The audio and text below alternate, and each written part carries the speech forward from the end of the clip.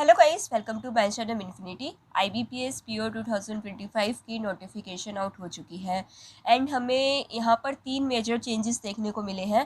पहला, exam pattern change हुआ है। सेकंड, जो इंटरव्यू था उसके अंदर पर्सनैलिटी टेस्ट ऐड किया है।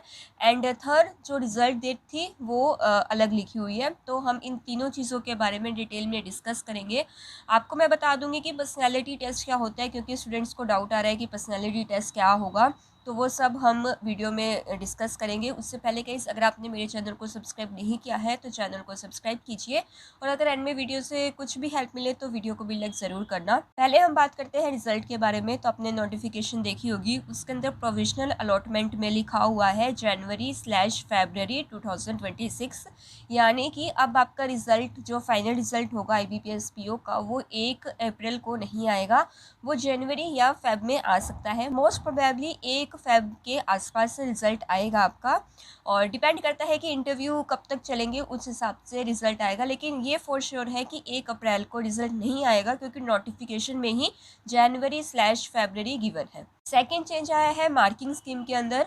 पहले क्या होता था कि प्रीलिम्स में क्वांट और रीजनिंग की इक्वल वेटेज होती थी, 35 मार्क्स के होते थे। लेकिन अभी रीजनिंग की वेटेज ज़्यादा कर दी है, 40 मार्क्स का रीजनिंग का कर दिया है एंड 30 मार्क्स क्वांट का कर दिया है। तो इससे हमें ये तो देखने को मिलता है कि रीजनिंग की वेटेज ज़्यादा हो गई है, जिसकी वजह से थोड़ा सा रीजनिंग का लेवल भी अप हो सकता है।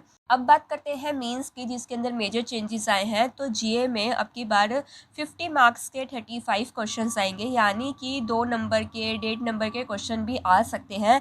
एंड इन्होंने ये चीज़ भी मेंशन करी है कि जो जीए है उसके अंदर RBI सर्कुलर्स भी आएंगे, यानी कि RBI सर्कुलर्स की जो न्यूज़ है वो भी आएगी। और अब 2 मार्क्स के क्वेश्चन भी ऐड कर दिए हैं, तो हो सकता है जो जीए का लेवल है वो इंक्रीज़ कर दे। और लास्ट ईयर तो हमने देखा ही था कि जीए का लेवल काफ़ी इंक्रीज़ ऑलरेडी कर दिया था, लेकिन अभी इन्होंने स्पेसिफिकली ऐड करके दिया है कि RBI सर्कुलर्स आएंगे, तो मतलब लेवल अच्छा होगा जीए का।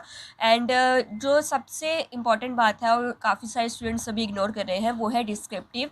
तो डिस्क्रिप्टिव में इन्होंने क्वेश्चन, जो टॉपिक आते थे वो चेंज कर दिए हैं। इन्होंने लिखा हुआ है कि जो अब की बार डिस्क्रिप्टिव में टॉपिक्स आएंगे वो आएंगे based on economic, social issues, emerging trends in banking and technology, current events, ethics etcetera. तो इन सब से रिलेटेड डिस्क्रिप्टिव के टॉपिक्स आ सकते हैं, जो काफ़ी डिफ़िकल्ट हो जाता है स्टूडेंट्स के लिए, क्योंकि अभी तक कॉमन टॉपिक्स आते थे एनवायरनमेंट से रिलेटेड, पॉल्यूशन से रिलेटेड, पॉपुलेशन से रिलेटेड। लेकिन अब की बार हो सकता है कि बैंकिंग से रिलेटेड टॉपिक्स आएँ, इकोनॉमिक एंड सोशल इश्यूज से रिलेटेड टॉपिक आए। तो अब की बार डिस्क्रिप्टिव की भी प्रैक्टिस आपको काफ़ी अच्छे से रखनी होगी।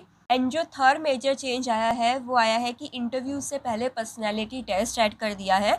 तो पर्सनैलिटी टेस्ट के बारे में आपको बता देती हूँ क्या होता है। कि इंटरव्यू से पहले आपके पास एक मेल आएगा, मेल के अंदर एक लिंक होगी, टेस्ट की लिंक होगी। आप अगर उस लिंक को एक्टिवेट करते हो तो आपका टेस्ट स्टार्ट हो जाएगा।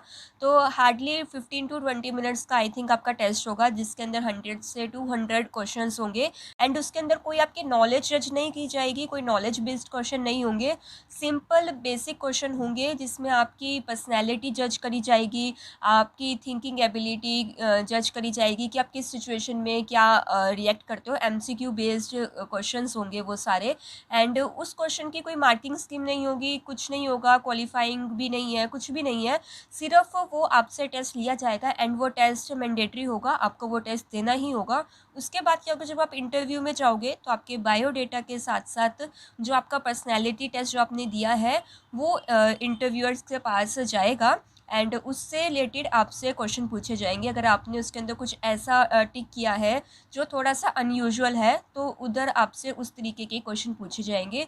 क्योंकि हमेशा क्या होता था कि इंटरव्यू जब आप देने जाते थे तो बहुत रैंडम रहता था, उनको आपकी प्रोफाइल के बारे में ज़्यादा नहीं पता होता था कि आपका बैकग्राउंड क्या है। और उसमें क्या होता था कि 5 मिनट के अंदर आपसे रैंडम क्वेश्चंस पूछ के एंड आपको रैंडम मार्क्स दिए जाते थे, जिसकी वजह से क्या होता था कि कई स्टूडेंट्स को तो ज़्यादा मिल जाते थे, कईयों को कम, और एक्चुअल में जो आपका पर्सनैलिटी टेस्ट था वो अच्छे से नहीं आ पाता था। लेकिन अब की बार क्या है कि ऑलरेडी वो आपसे कुछ क्वेश्चंस पूछ लेंगे एंड उसके बेसिस पर ही आपका पूरा इंटरव्यू चलेगा। तो आपको बहुत सोच समझ के जो भी आप आंसर टिक करोगे वहाँ पे बहुत सोच समझ के करना है, क्योंकि अगर आपने कुछ ऐसा क्वेश्चन वहाँ पर टिक कर दिया तो इंटरव्यू में आप फंस सकते हो। इस वे में कोई डायरेक्टली तो आपका मार्किंग नहीं होगी उस पर्सनैलिटी टेस्ट की, लेकिन इनडायरेक्ट वे में वो आपका इंटरव्यू पूरा जज करेगा। तो इसमें कोई डरने की बात नहीं है कि इसमें आप डिस्क्वालीफाई हो जाओगे या कुछ, ऐसा कुछ नहीं है। बहुत सिंपल बेसिक आपके पर्सनैलिटी जज करने के लिए क्वेश्चन पूछे जाएंगे। एंड लास्ट में अभी आप वैकेंसीज देख लो, टोटल 5208 वैकेंसीज अभी तक आई हैं। कुछ बैंक्स ने नहीं दी है तो हो सकता है दे, हो सकता है नहीं दे, लेकिन अभी तक हम मान के चल रहे हैं कि 5500 तक वैकेंसीज आएंगी टोटल। सो गाइज़, अगर आपको वीडियो से हेल्प मिली हो तो वीडियो को लाइक कीजिए एंड करंट अफेयर्स के लिए बिल्कुल मत डरिए। मैं अपने चैनल पर करंट अफेयर्स डाल रही हूँ। मंथली वाइज, टॉपिक वाइज हर तरीके के करंट अफेयर्स आएंगे चैनल पर with the help of mind maps. And अभी नया टॉपिक भी आया है आरबीआई सर्कुलर्स, तो वो भी मैं ऐड कर दूंगी। जो भी इंपॉर्टेंट आरबीआई सर्कुलर्स होंगे आपके एग्जाम पॉइंट ऑफ व्यू से, सब मैं आपको चैनल पे करवा दूंगी। तो चैनल को सब्सक्राइब कीजिए। कोई और डाउट्स हो तो आप कमेंट सेक्शन में पूछ सकते हो। एंड अगर आपको वीडियो से हेल्प मिली है तो वीडियो को भी लाइक कीजिए। Thank you.